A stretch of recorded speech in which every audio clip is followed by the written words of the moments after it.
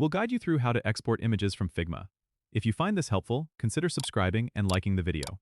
First, open your Figma project where you have your design ready.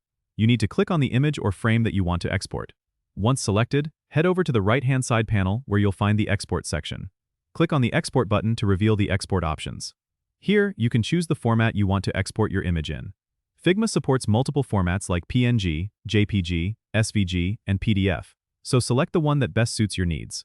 If you're looking to maintain high quality, PNG is often a good choice, while JPG is great for smaller file sizes.